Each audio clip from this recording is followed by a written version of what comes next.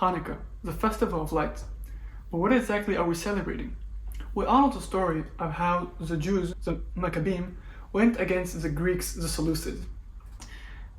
But that story, interestingly enough, is recorded in the books of Maccabees 1 and 2. But those books did not make it to the Bible. So what exactly is the reason of the celebration? Well, there's a book called Megillat Ta'anit, where there we have all the happy days of the year. And it mentions the reason we celebrate Hanukkah is because the Jews rededicated the temple in the time of the Greeks. And they looked for a way to light the menorah, so they were looking for a flask of oil.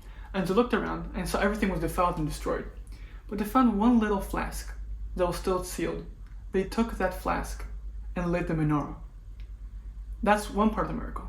But then the miracle continues, and it lasted for not just one day like it's intended to be, but for a whole extra week, so a total of 8 days. But why is that such a big deal to celebrate? What exactly are we celebrating? There's many miracles. What is the big deal here?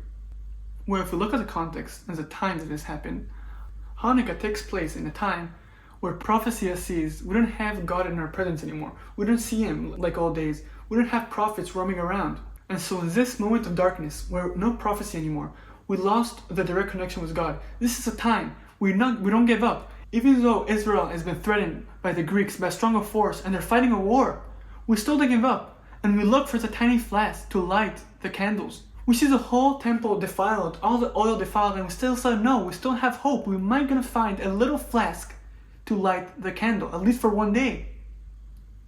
But this turned out to be more than one day. It turned out to be lit for 8 days.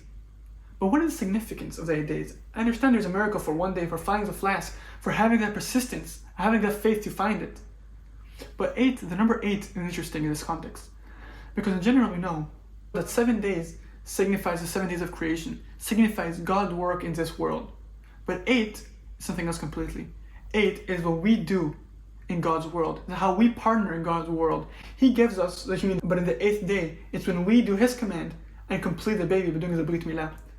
Similar, we see the creation took 7 days, and the word, the Bayom HaShmini, the 8th day, is used in context only in the temple context. When we build a temple to God, when we partner in God's world that He created, and we partner and do the temple for Him and make this world a holier world.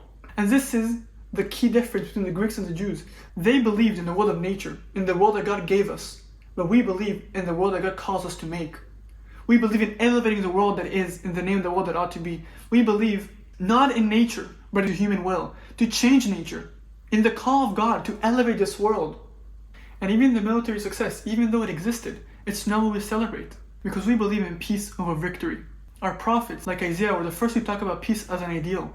Nation will not take sword against another nation, nor will they train for war anymore. This is the words of the Bible, who talks about how David, even though he was a righteous king, he still couldn't build a temple because he had blood on his hands. Even though in any other nation, he'll be the most qualified person to build a temple, as a warrior, the victor, as a king. But the Bible says no. Peace over victory.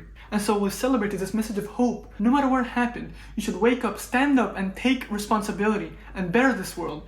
That's why, no matter what occasion, it was the destruction of the temple, the Crusades, the explosion of Spain, or Britain, or France, throughout the pogroms, throughout the Holocaust, no matter what happens, we're people of faith. We build ourselves back up. We stand up proud, and we light the world, day by day, light by light, to better this world, and make this world a better place, a more godly place, a more humane place, bringing light into the world, and making the world a better place.